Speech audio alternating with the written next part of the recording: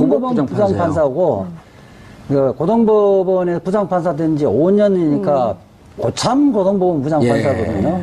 그러니까 일종의 정치 투쟁을 한 거라고 봐요, 저는. 근데 저렇게 해갖고 이게 지금 모든 판사들이 보기에도 이상한 거 아니에요. 네. 그리고 이게 그 법과 양심에 따라서 한 게 아니라 본인의 정치적 소신에 따라서 한 거 아니에요. 저는 일종의 정치 행위를 봤고, 저는 이제. 그럼 김명수 대법원장이 뭔가 징계할 수 있는 이런 게 없나요? 그 자체로는 징계를 못 하죠. 또 판결의 형식이니까 그 자체로는 징계를 못 하는데, 저는 이 법원장으로 이제 나갈 정도의 이제 기수인데, 법원장 나가는 거 포기하고 저는 정치권으로 오지 않을까 싶어요.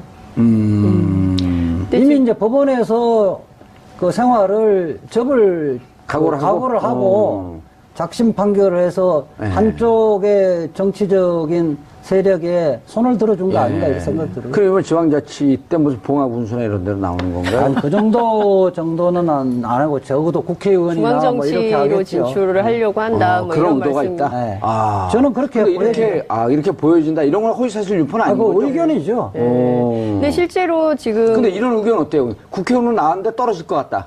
이런 것도 의견인가요? 그것도 의견이죠. 네. 어떨 것 같아요? 아니, 생각이잖아, 그거는 저는 점치지 생각. 않겠어요. 왜냐면 기자이기 때문에. 근데 그래서 다 점치면서. 아니, 저 많죠. 예측하잖아, 예측. 해설 기사가요. 보인다. 의견 다 아니, 그렇긴 자기 생각 한데. 이야기하는 거예요. 아니, 우리 다 지금- 기자 출신이에요. 선배 기자들한테. 말지 기자님들. 아니 근데 지금 제가 우려되는 것은 이런 거예요. 그러니까 지금 보수 정치인들 그리고 보수 언론들이 앞다퉈서 주장하는 것이 신났어요, 요즘 잘 신났어요. 신광열 판사에 대해서 신상털이하는 건 문제 있다. 그리고 그 언제적인데 뭐 동향, 그러니까 고향이 같다, 뭐 같은 대학이다, 뭐 무슨 사법연수원 기수가 같다, 뭐 이런 식으로 이를테면은 연좌제를 적용해가지고 연좌제요? 비판을 하느냐, 뭐 자기들이 이런 뭐야, 식의 우리가 남이가 한 건 언젠데? 그러니까요. 이제 그런 건 다 잊어버리고 이제 와서 새로운 프레임을 만드는 것이죠. 이제 이런 프레임에 대해서 국민들이 비판하는 것을 일종의 무슨 마녀 사냥하는 것처럼 편폐하고 있다는 것이 제일 큰 문제 아니, 같아요. 그러니까 저는 판결이 저는 국민 참여 재판을 하는 이유도 그런 거거든요. 네. 판결이 국민들이 이해하지 못하는 판결은 좋은 판결이 아닙니다. 맞습니다. 법이란 것은 국민들의 생각을 법률화 시킨 거고요. 판결도 그게 처음부터 그렇죠. 끝까지 있었던 사람들이 수긍이 가야 좋은 판결입니다. 아니, 그럼 국민들이 이 부분은 또 쉬워요. 뭐냐면, 네. 이것을 했을 것으로 짐작되는 연재호, 옥도경, 그 다음에 이태하 뭐 이런 등등이 시성도 받고 조사받고, 그 다음에 그 위에서 이미 증거도 나왔고, 네. 이런 거 국민들이 다 알거든요, 요즘은. 이제 기업체 같은 업무상 횡령 같은 5~5명 구속돼 있잖아요. 예. 그 형량 정해지는 건요, 그 범죄에 얼마나 시간 투자한 것이 아니라, 평소에 회의 자리에 순서대로 형량이 정해지는 겁니다. 그 다음에 회의 끝나고 술집에 가서 회식을 하잖아요. 예. 서열 순회로, 그게 법감정이 맞는 거. 실제 그렇게. 예를 들어 우리가 삼성그룹의 횡령부야. 예. 예? 횡령부? 횡령부. 미래 전략실이다. 이렇게 하면. 미전시, 전략 미전시. 횡령부. 그렇게 하면 횡령부 없어요. 서열에. 근데 같은 사람도. 예를 들어 부장이 횡령을 하면서 야, 우리 부에서 이러려고 돈 좀 빼내는데 너네 알고 있지? 입 다물고 그러고 얘 많이는 안 빼내고 한 2천억 정도를 횡령을 했어요. 예? 예. 2천억 정도면 이제 가벼운 돈이니까. 2,000원 아니고요. 2,000원. 어쨌든. 예. 그러면은 자 이제 할 때 이 형이 나오는 순서는 대장이 제일 많이 나오고. 직급별로 딱 나오게 돼 있는 거죠. 그럼 여기서 김관진이 제일 세게 나와야 되는 거네? 그럼요. 실제 1심 판결 선고 때는 그렇게 돼 있습니다. 자, 이런 논리에 대해서 어떻게 하면 제가 이제 자유한국당이나 이런 반대 야당이에요. 대한민국 사법부가 무죄 추정의 원칙으로 대법이 확정될 때까지는 무죄다. 그러므로 그리고 기본적으로 불구속 수사, 불구속 재판의 원칙을 지켜야 되는 거 아니냐. 맞죠. 예. 불구속 재판이 그래서 나왔어. 원칙이고 예. 그렇게 해버리면 근데 도주 자꾸만- 우려도 있고 재판도 진행이 안 될 거고요. 도망가는 사람도 있고 증거를 조작할 사람도 있고 이미 그다음 자살하는 사람도 있고 여러 가지 경우가 있기 때문에 불구속 원칙이지만은 범죄 혐의가 중대하고 도주나 증거 인멸에 우려 있는 경우에는 재판을 신속하게 재판을 하고 그다음에 국가 형벌권을 확보하는 차원에서 예외적으로 구속시킬 사람 구속시켜야 되는 거거든요. 그렇죠. 그리고 옛날에는 구속영장 청구를 하면 판사들이 예. 실질 심사를 안 해보고 바로 구속 여부를 결정했잖아요. 지금은 피해자들을 직접 불러가서 판사들이 기록을 보고 궁금한 걸 물어보고 판단하고 구속하는 것이 적절한지 적절하지 않은지. 이미 구속 적부심을 영장 실질 심사 단계에서 이미 한 번 하는 겁니다.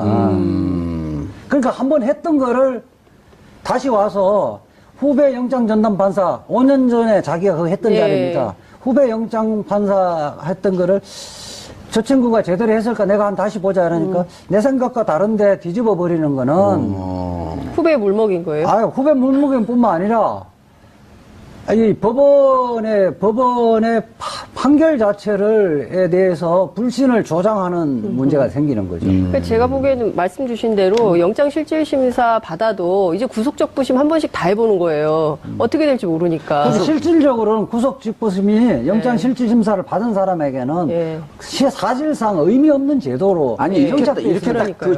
그 단수 조항을 두면 안 돼요. 사정 변경이 있는 경우 구속 적부심을 신청한다.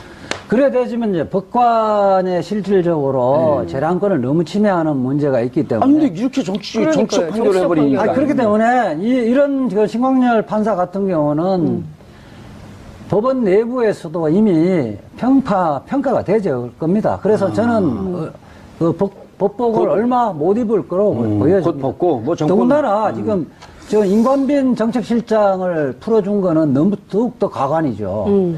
다른 걸 떠나갖고 뭐 정치관여 금지 조항을 위반하는 걸 떠나갖고 뇌물수수를 3천만 원이잖아요. 예. 이 독자적으로도 구속사유입니다. 네. 아니 뇌물수수 3천만 원이면 5년이에요. 그러니까 뭐 그거는 3천만 원이면 법정은 3천만 원. 예. 5년 이상에서 뭐 5년 장량 이상. 강경을 할 수가 있는데 그렇죠. 예. 지금은 이제 1,000만 원 정도면 다 구속사유입니다. 예. 검찰의 3천만 5천은 기준이 5년이었다. 기준 작년 검찰의 감경에도 2년 반. 기준이 검찰의 구속 기준이 5천만 원 이상일 때 구속 기준인데 그것도 이 부분은 적부심에서 풀어주면서 일부 범죄 부분에서 다툼의 여지가 있다고 하지 그 일부를 특정을 안 했어요. 네. 제가 짐작할 때는 정치관여 죄 부분에서 다툼의 여지가 있다고 이야기하면서 풀어줬는데 그럼 뇌물수수 부분 한마디도 안 했거든요. 그렇죠. 그래 뇌물수수 부분에 대해 얘기를 해야 되네. 당연히죠. 뇌물수수 자체만 떼놓고도 구속을 누가 가더라도 영장 전담 판사는 구속을 할 사유입니다. 그러니까 이게 3천만 원이기 때문에. 그렇죠. 법 집행에 있어서 공여자가 또 자백돼 있는 그렇죠. 자백한 형평성에도 맞지 사건인데. 않는 거죠. 예. 누가 준 거예요, 근데? 아니 공여자가 자백하고 있는 거죠. 그 밑에 뭐 공여자는 내가 지금 이름을 잘 모르겠는데 어쨌든 모르는 것도 참 당당해요. 아니 그 뭐 세상 다 할 필요는 없는 겁니다. 필요한 부분만 아는 거죠. 아니 근데 중요한 것은 이 사건에서 연거퍼서 국민들이 보기에 범죄 혐의가 연재우기가 좋네요. 그렇죠. 연재우. 연재우. 나도 헷갈렸고. 이 범죄 혐의가 충분히 소명됨에도 불구하고 그것이 아니라고 법정에서 다퉈볼 만한 그 의미가 있다라고 주장을 하면서 풀어주기 시작하면 결국에는 법원 안에 있는 적폐가 또 한 번 이렇게 마각을 드러낸 거 아니냐 이런 비판도 가능할 것 같고요.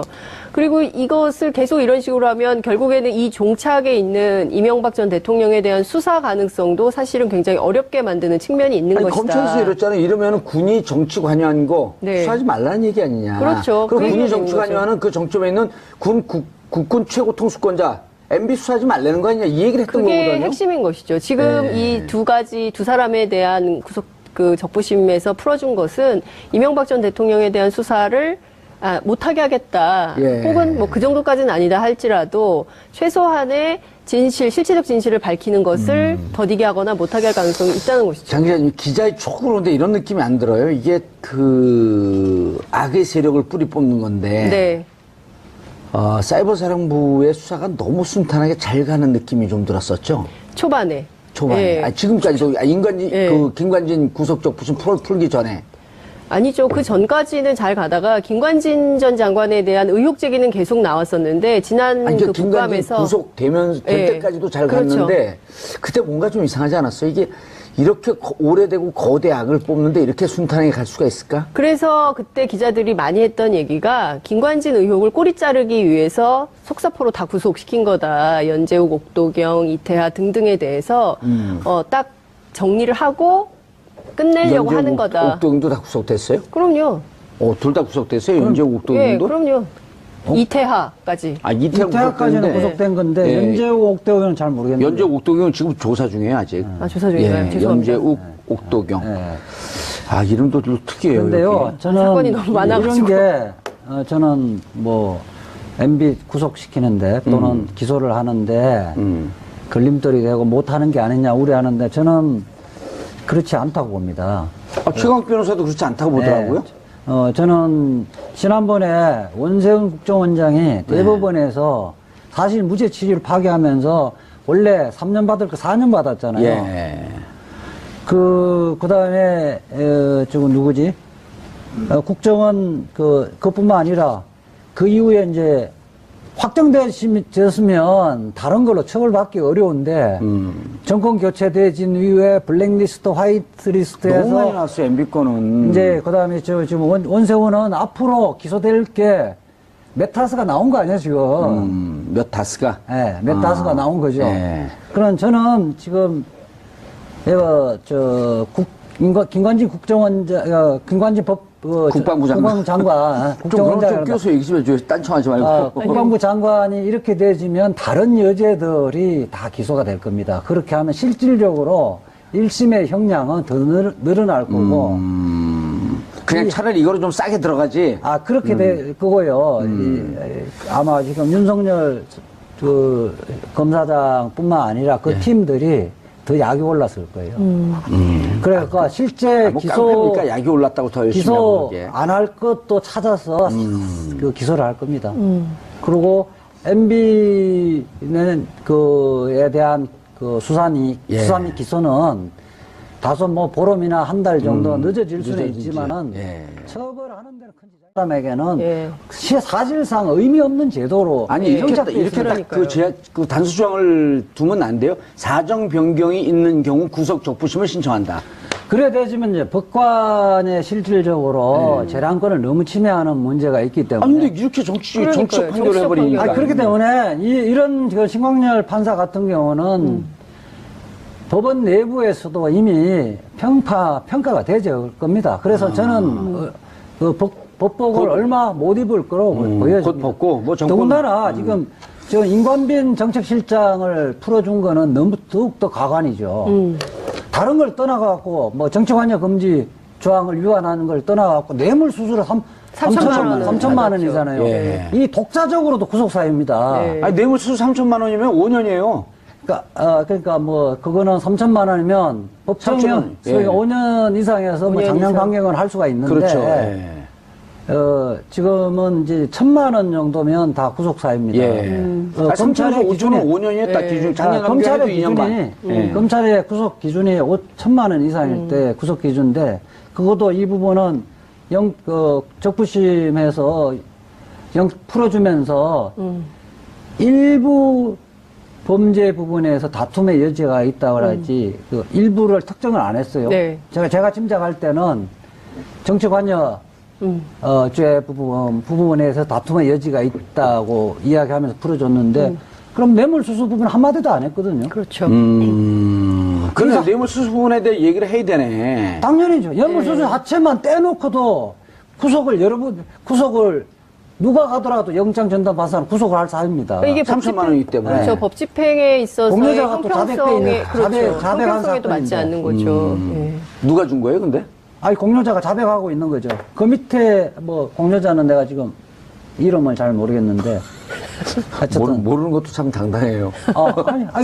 세상 다 할 필요는 없는 겁니다. 필요한 부분만 아는 거죠. 근데 중요한 것은 이 사건에서 연거퍼서 국민들이 보기에 범죄 혐의가 연재욱이가 좋네요. 그렇죠. 연재욱.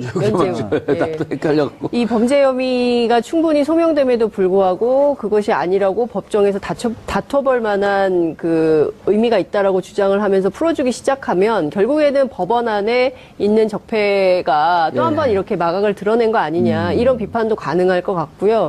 그리고 이것을 계속 이런 식으로 하면 결국에는 이 종착에 있는 이명박 전 대통령에 대한 수사 가능성도 사실은 굉장히 어렵게 만드는 측면이 있는 아니, 것이다. 검찰에서 이랬잖아요. 이러면 군이 정치 관여한 거 네. 수사하지 말라는 얘기 아니냐. 그렇죠. 그럼 그 군이 얘기가 정치 되는 거죠. 관여하는 그 정점에 있는 국군 최고 통수권자 MB 수사하지 말라는 거 아니냐. 이 얘기를 했던 그게 거거든요. 핵심인 것이죠. 지금 네. 이 두 사람에 대한 적부심에서 풀어준 것은 이명박 전 대통령에 대한 수사를 못하게 하겠다. 예. 혹은 뭐 그 정도까지는 아니다 할지라도 최소한의 실체적 진실을 밝히는 것을 더디게 하거나 못하게 할 가능성이 있다는 것이죠. 장 기자님, 기자의 촉으로 근데 이런 느낌이 안 들어요. 이게 악의 세력을 뿌리 뽑는 건데. 네.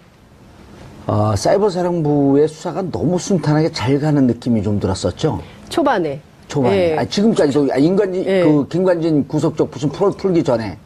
아니죠. 그 전까지는 잘 가다가 김관진 전 장관에 대한 의혹 제기는 계속 나왔었는데 지난 그 김관진 국감에서 될 예. 때까지도 잘 그렇죠. 갔는데 그때 뭔가 좀 이상하지 않았어요? 이게 이렇게 오래되고 거대 악을 뽑는데 이렇게 순탄하게 갈 수가 있을까? 그래서 그때 기자들이 많이 했던 얘기가 김관진 의혹을 꼬리 자르기 위해서 속사포로 다 구속시킨 거다. 연재욱, 옥도경, 이태하 등등에 대해서 딱 정리를 하고 끝내려고 하는 거다. 옥도경도 다 구속됐어요? 그럼요.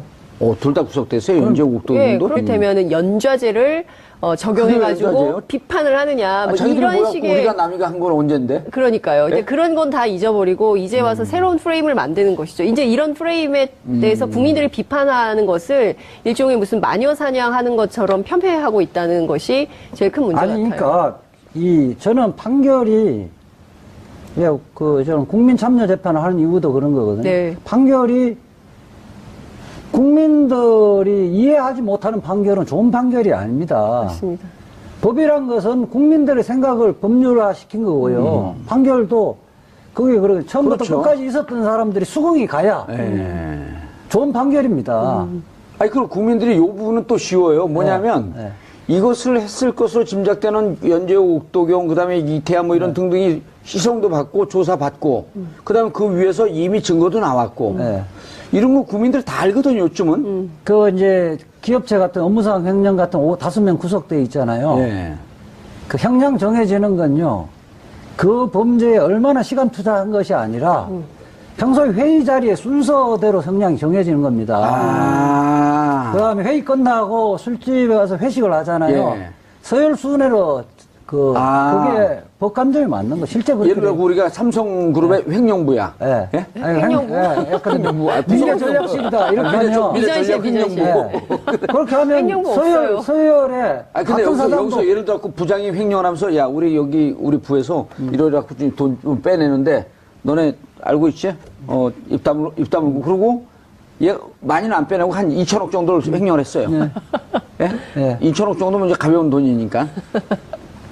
2,000원 아니고요. 예. 2,000원. 어쨌든. 네. 그러면 관계없죠. 그러면은 자 이제 할 때 이 형이 나오는 순서는 대장이 제일 많이 나오고. 직급별로 딱 나오게 돼 있는 거죠. 그럼 여기서는 김관진이 제일 세게 나와야 되는 거네? 그럼요. 실제 1심 판결 선고 고등법원 부장판사고, 고등법원에 부장판사 된 지 5년이니까 고참 고등법원 부장판사거든요. 그러니까 일종의 정치 투쟁을 한 거라고 봐요, 저는. 근데 저렇게 해갖고 이게 지금 모든 판사들이 보기에도 이상한 거 아니에요? 네. 그리고 법과 양심에 따라서 한 게 아니라 본인의 정치적 소신에 따라서 한 거 아니에요? 저는 일종의 정치 행위를 받고, 저는 이제. 그럼 김명수 대법원장 뭔가 징계할 수 있는 이런 게 없나요?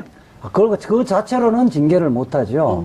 또 판결의 형식이니까 그 자체로는 징계를 못 하는데, 저는 이 법원장으로 이제 나갈 정도의 이제 기수인데, 법원장 나가는 거 포기하고 저는 정치권으로 오지 않을까 싶어요.